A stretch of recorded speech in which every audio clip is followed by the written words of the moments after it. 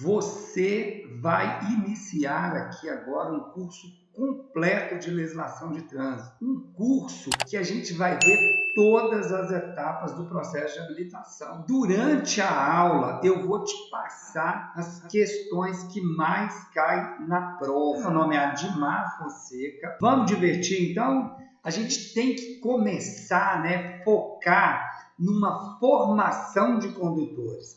Você precisa se formar como um condutor, não só para o trânsito, mas para a vida. É muito importante porque você vai transportar nesse carro sua família, sua esposa, sua mãe, os seus filhos, as pessoas que você ama. Então vamos divertir. Logo no início, o Detran, ele apresenta para nós o Sistema Nacional de Trânsito, é a primeira parte da legislação.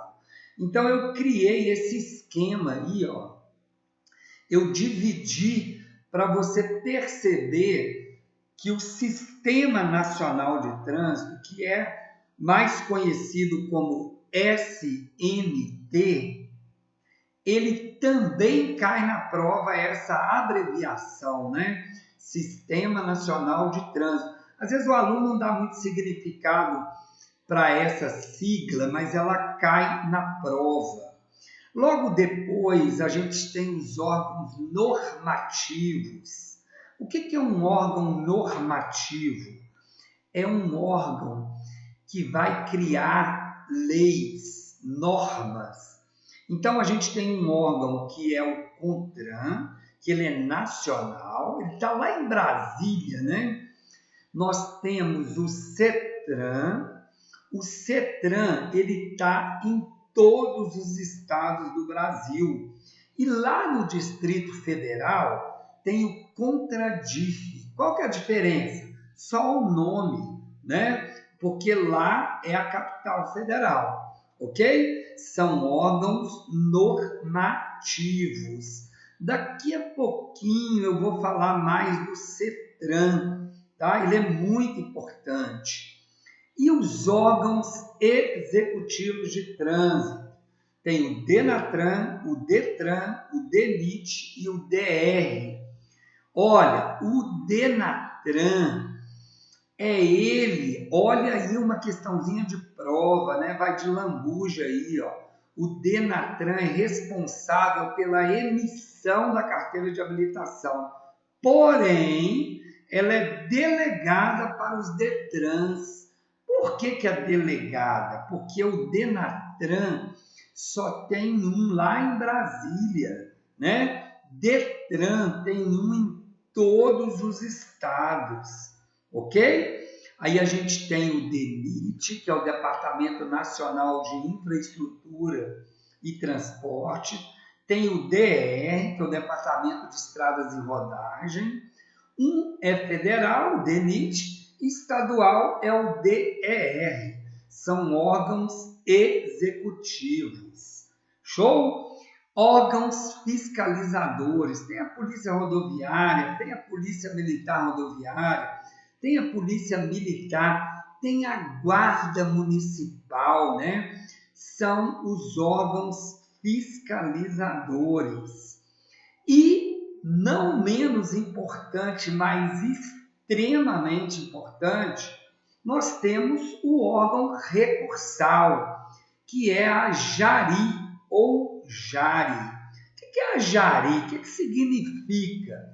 Junta Administrativa de Recursos e Infrações. Então, olha que interessante, Um órgão cria a lei, o outro executa, o outro fiscaliza e o outro você vai recorrer, caso você seja autuado. A gente precisa começar a usar uns termos adequados aqui na nossa aula. Sabe por quê? A maioria das pessoas falam assim: eu fui multado. Na verdade, ele não foi multado, não foi. Vamos entender melhor isso aí, ok?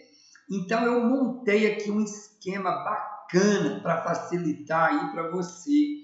Na verdade, vamos imaginar uma situação.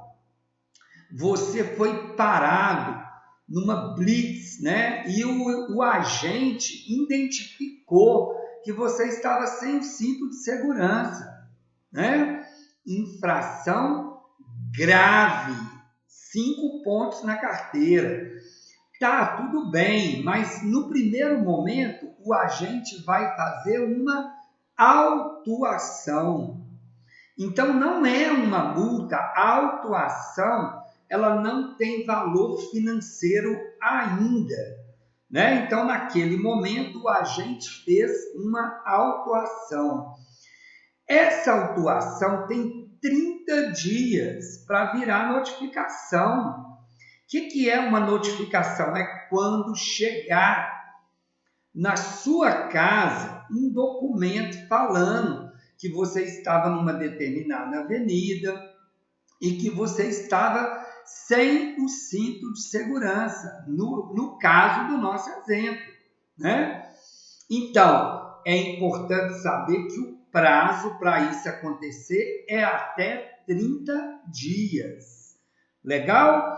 Bom, a partir desse momento, você vai ter um prazo para poder recorrer, né? Então, você vai recorrer porque não virou multa, não tem valor financeiro. Aonde que você vai recorrer? Na Jari. É lá que você vai recorrer. Então, você vai entrar com um processo, coisa simples, você vai entrar na Jari, que tem jurisdição sobre a via. Lá vai ter o endereço. Quanto tempo você tem para recorrer? 30 dias. Isso é novo. Essa é uma mudança que aconteceu a mudança que aconteceu no dia 22 de abril, né, de 2021.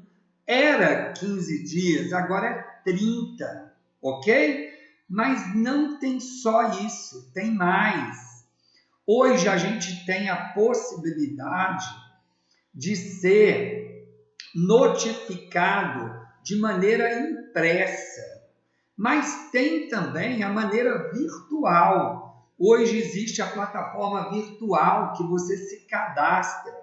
Gente, é muito interessante, porque lá você vai entrar com os seus dados, com a sua carteira de habilitação do seu veículo, e você vai fazer tudo por lá, né? Por essa plataforma virtual. Olha o benefício.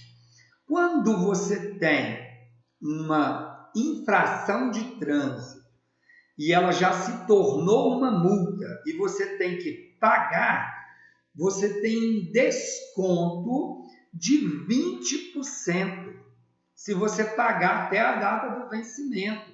Não é pouca coisa. Ou você terá que pagar 80% do valor. O Detran gosta de colocar isso na prova. Ele fala, ele brinca, ele inverte. Ele fala assim, olha, você vai pagar 20% e terá um desconto de 80%.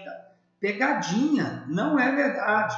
O desconto é 20% e você vai pagar o valor de 80% no caso da multa em papel, impressa, né?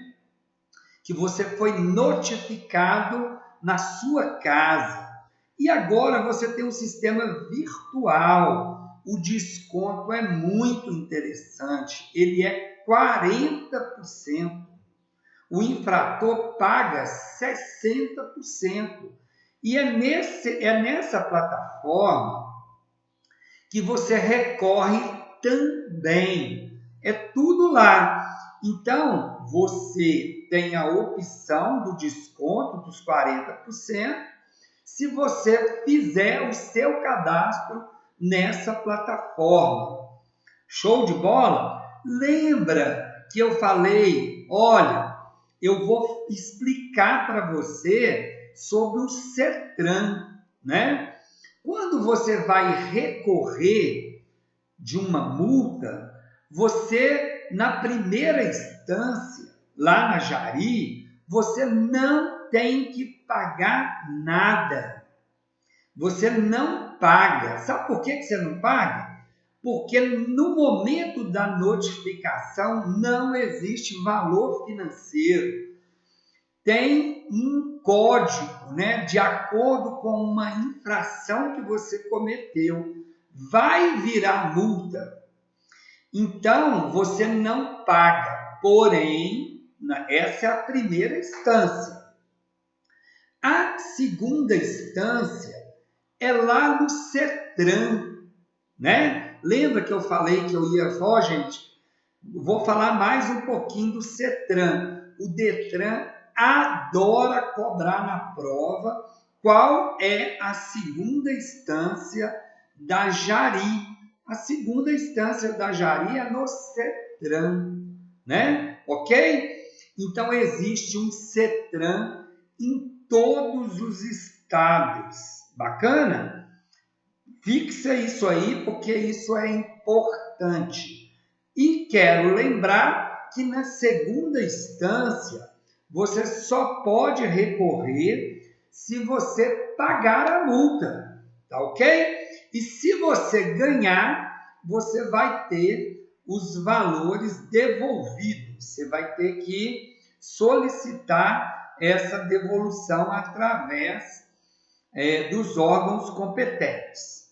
Show de bola? Tem mais, né? Então, eu destaco para você, eu vou acompanhar aqui o seu livrinho, não importa de onde você está, é uma resolução que fala sobre o que cai na prova.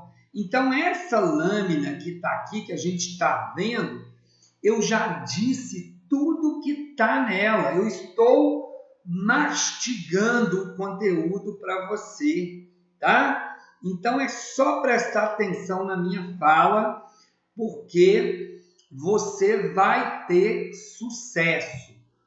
Vamos lá? Tem mais.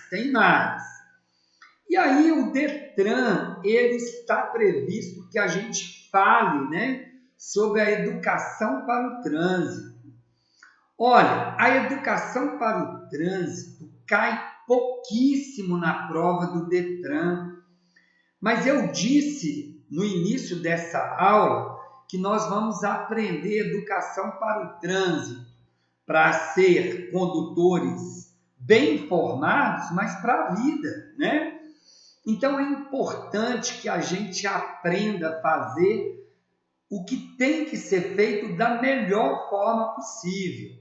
A educação para o trânsito nas escolas ainda não é uma obrigatoriedade, entra como um tema transversal, ok? Muito bem. Então, né, o que a gente tem que destacar?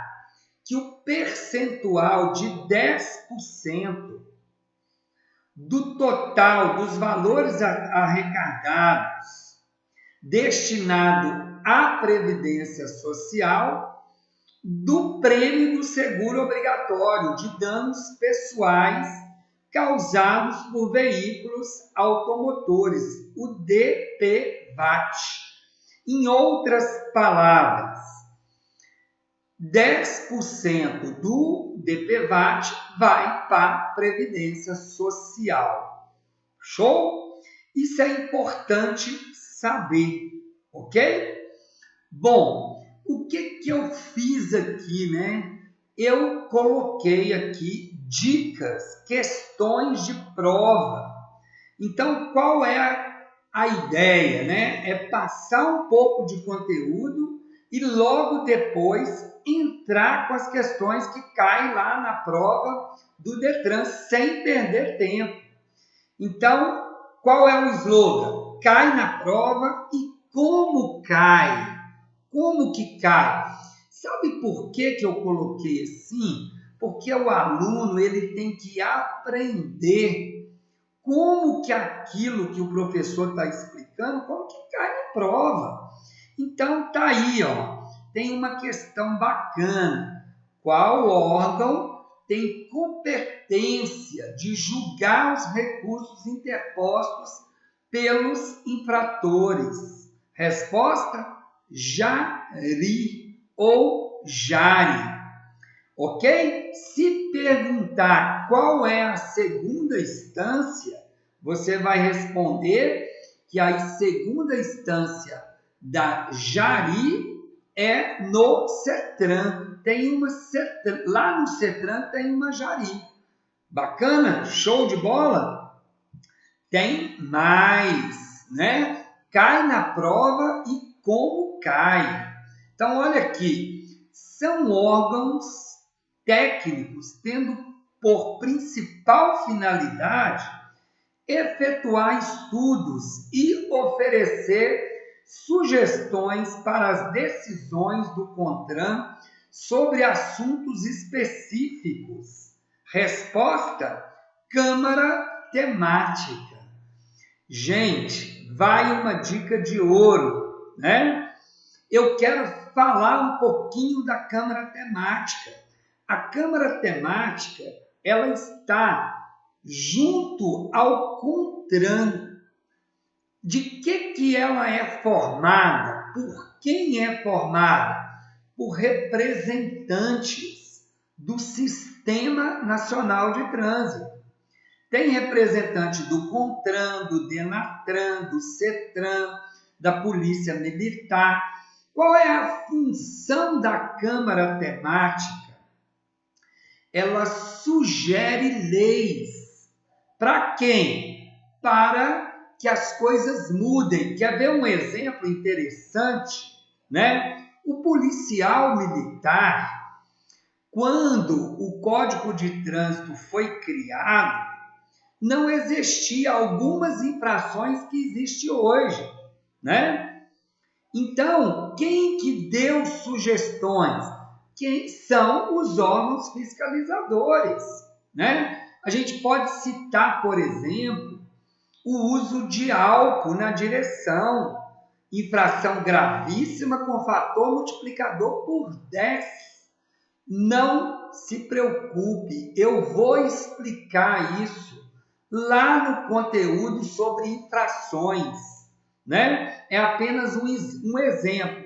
Então, guardem, Câmara Temática é um órgão que está ligado ao CONTRAN e ele sugere leis.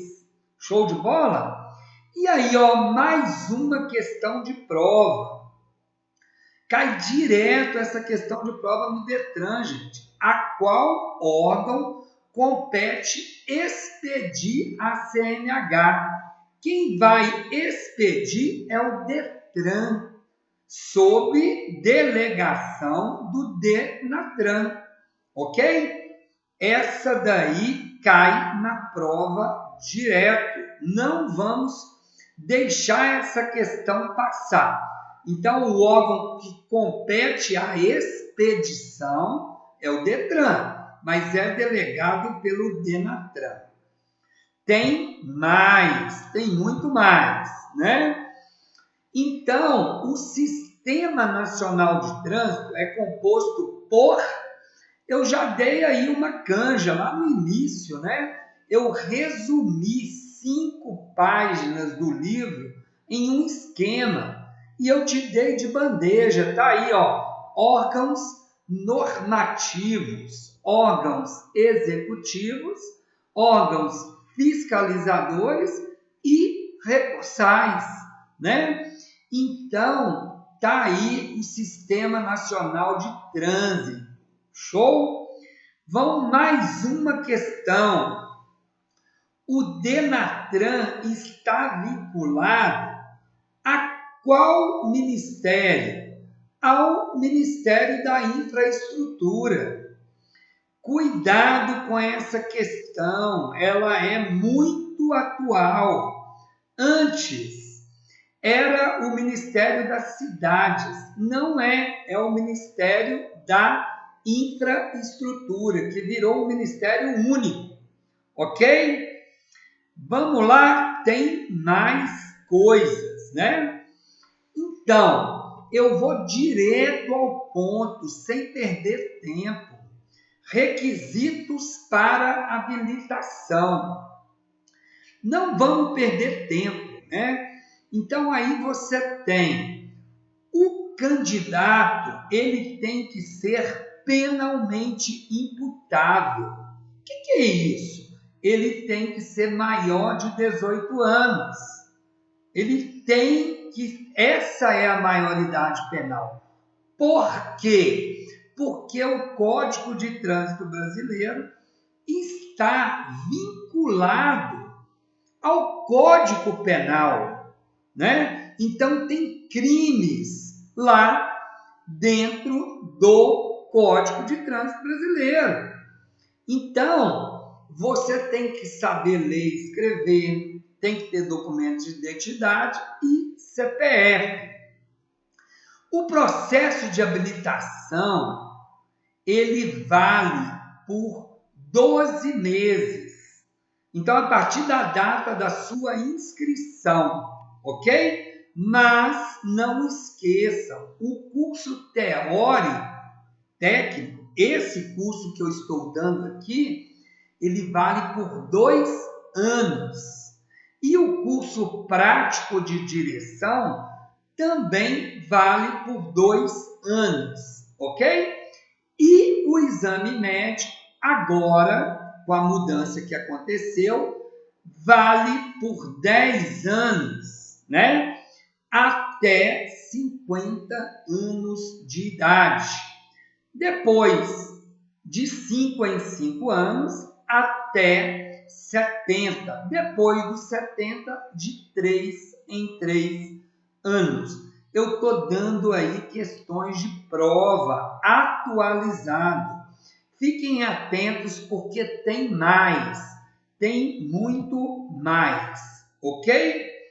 Então, o exame médico, né, e psicotécnico é a condição mínima para você iniciar o processo de habilitação. E o curso teórico técnico tem 45 horas, que é esse curso. Olha, eu vou contar um negócio para vocês aqui. Eu vou dar esse curso todo, a minha meta, com questões de prova, com dicas, com pegadinha. A minha ideia é fazer isso no máximo com 20 horas de aulas gravadas. Então, você vai ver um curso de 45 horas em 20, com qualidade, respeitosamente, né?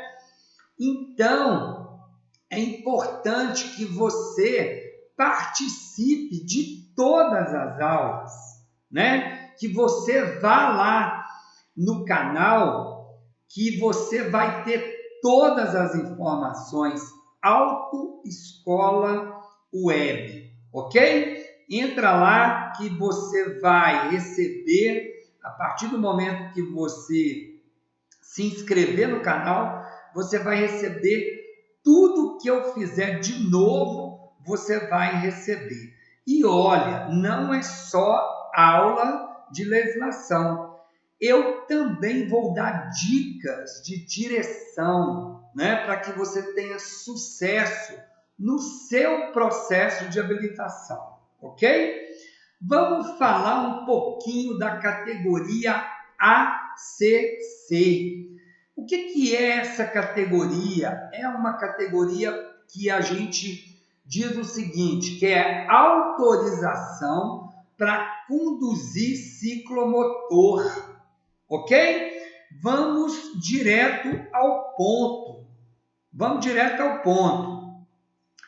Então, o exame teórico, ele tem 30 questões.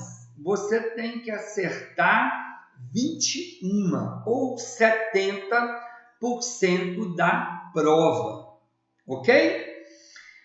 O curso prático de direção, ele tem 20 aulas. No caso da categoria ACC, o mínimo de 5 aulas. Só que eu quero falar separadamente da categoria ACC. Só um minutinho, porque eu vou dar dicas de prova, tá? Então, a categoria A, que é moto, o mínimo são 20 horas aulas de direção. Posso pegar mais? Pode e deve, né? Você tem que ir para o exame bem preparado, senão você gasta muito dinheiro. Se você ficar fazendo o exame sem estar preparado, você vai gastar dinheiro à toa, né? E a categoria B? A categoria B é carro, o mínimo é 20 aulas, ok? Então é importante você preparar. Eu sempre falo para os meus alunos, olha, vamos pensar junto, tá? Você está fazendo simuladão. Qual? Aquele que tem todas as matérias. Se você está tirando 19, 20, 21, o que te leva a pensar que no dia da prova você vai ter total sucesso? Não, você tem que estar tirando 25, 28 para poder fazer uma boa prova, para não gastar dinheiro, ok? Então, a categoria de moto prática e a de carro é a mesma coisa. Olha aqui, se você não consegue fazer um controle de embreagem na aula, o que te leva a pensar que você vai fazer no dia do exame? Tem que preparar adequadamente. E você é um vencedor. Mas você, para obter sucesso, tem que ter disciplina, organização e que de uma maneira que você consiga alcançar o seu objetivo, tá? Então eu tenho certeza que você vai tirar sua carteira de habilitação. Show de bola? Vamos falar um pouquinho dessa categoria ACC. Gente, essa categoria ela veio apenas para poder regulamentar, porque antes todo mundo pilotava uma famosa mobilete que vai até 50 cilindradas. Olha que interessante. Se você tiver a categoria ACC, você tem que fazer exame médico, psicotécnico, curso de legislação, e ela não vale para você pilotar uma moto.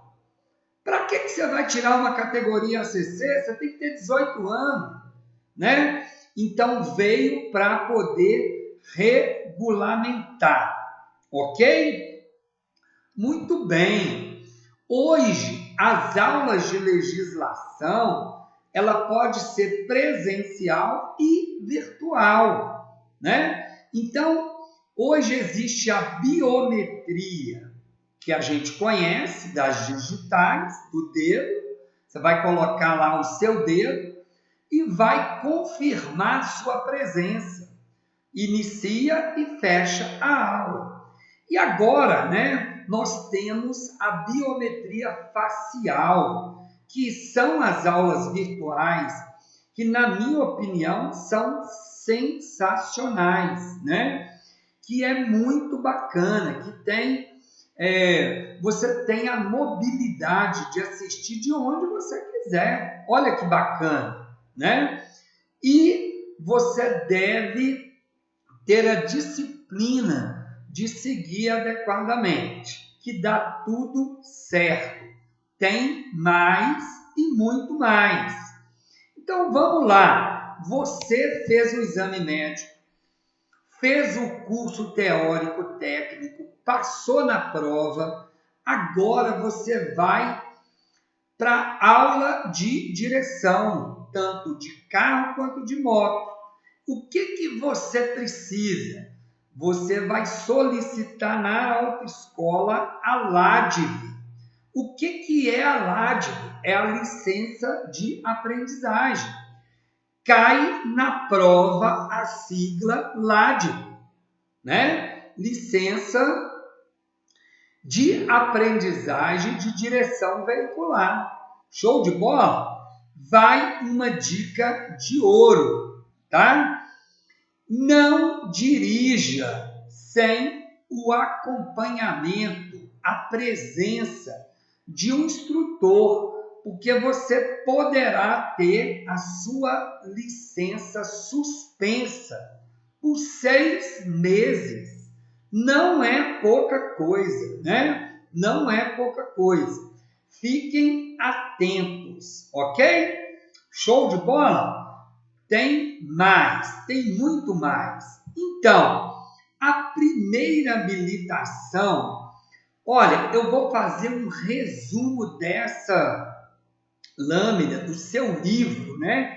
Eu estou aqui para poder diminuir o tempo da sua leitura, né? Eu estou fazendo uma audiodescrição para você assistir essa aula onde você quiser. Então, você vai tirar a sua permissão para dirigir. Então, a primeira habilitação, ela pode ser a categoria ACC, pode ser a categoria A, pode ser a categoria B e pode ser a categoria AB. Não precisa esperar tempo nenhum. Depois que você tira a categoria A ou a B, você pode dar entrada imediata na outra categoria pretendida. Chama-se adição de categoria, ok? Lembrem o seguinte, tá? A permissão para dirigir, ela vai ter um período de 1 ano, 12 meses. Você não pode sofrer 2 infrações médias, uma grave ou uma gravíssima.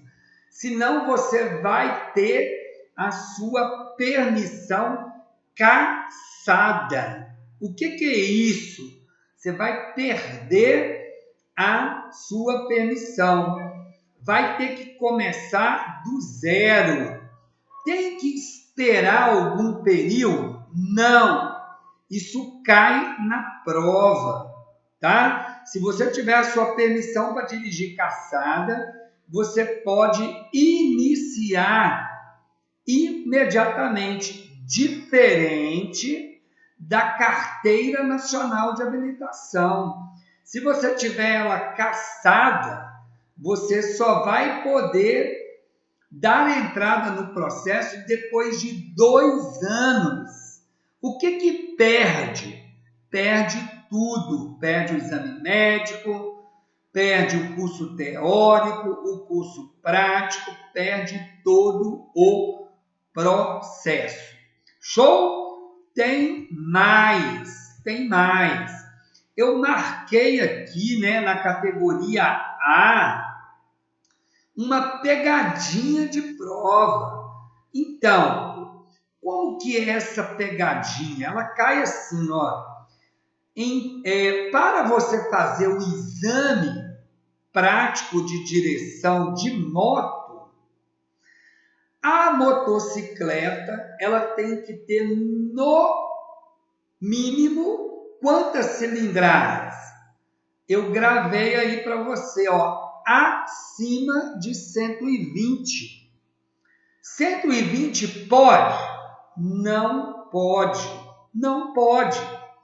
Então, cuidado, tem que ser 125, 150, 250, né? Então, não é recomendado você fazer um exame de direção de moto numa moto muito forte. Por quê? Bobagem, né?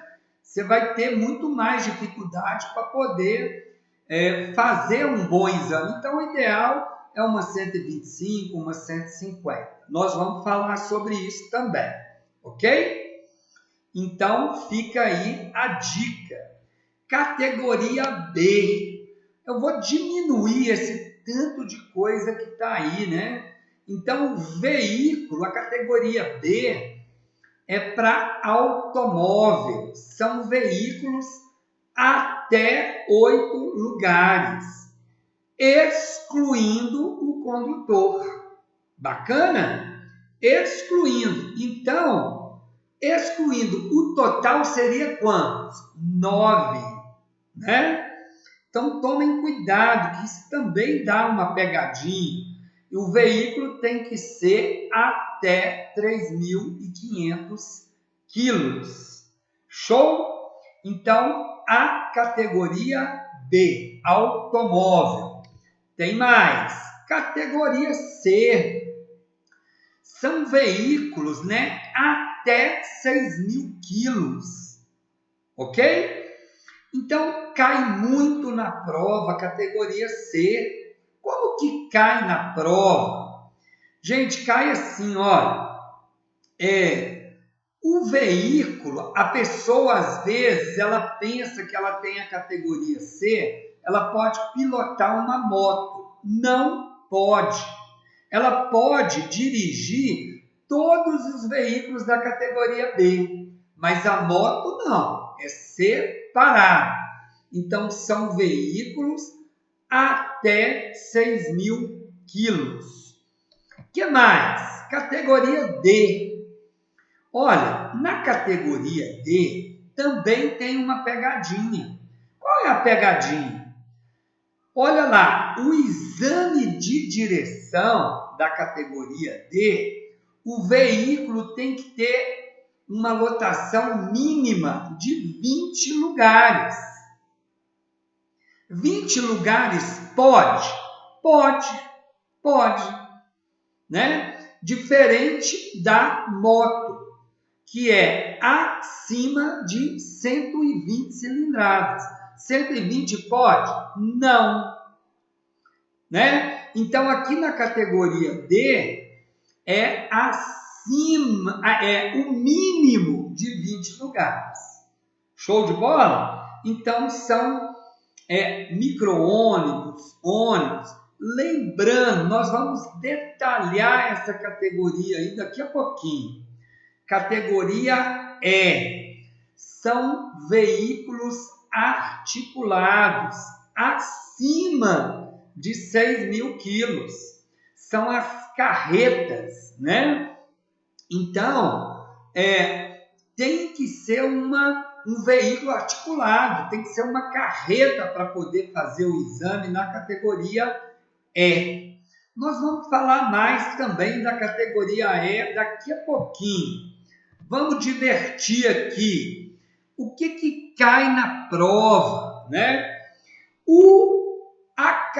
A mudança ou adição de categoria. Como que funciona isso? Funciona assim, ó, eu tenho uma categoria A e eu quero tirar a B. Uai, isso é uma adição de categoria.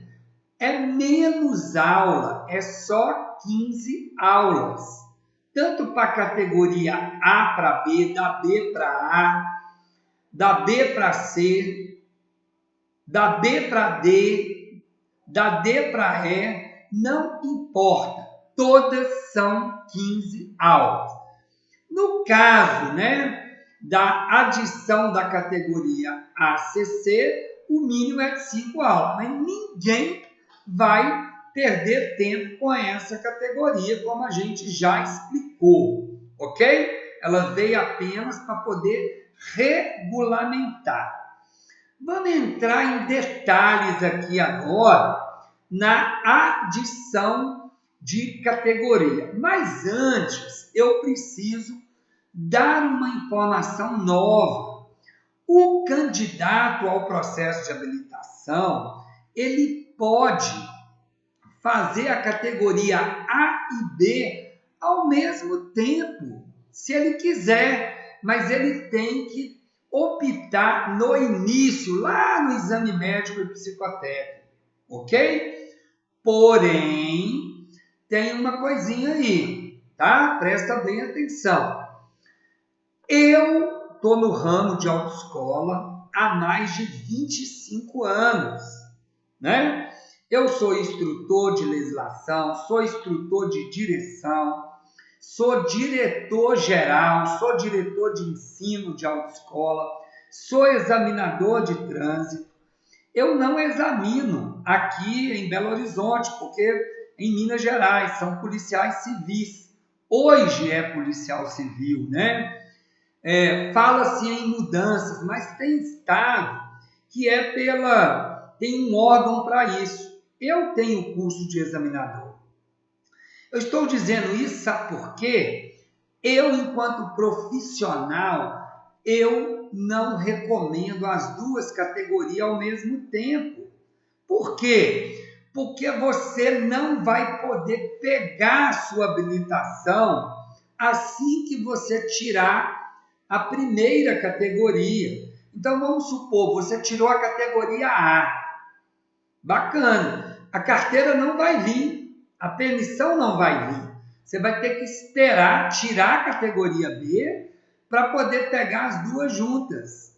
Na minha experiência, eu acho que você deve fazer uma coisa de cada vez, ok? É apenas uma sugestão. Cada um sabe da sua necessidade. Bacana? Vamos falar um pouquinho da categoria C. O condutor deverá estar habilitado no mínimo 1 ano na categoria B, ok?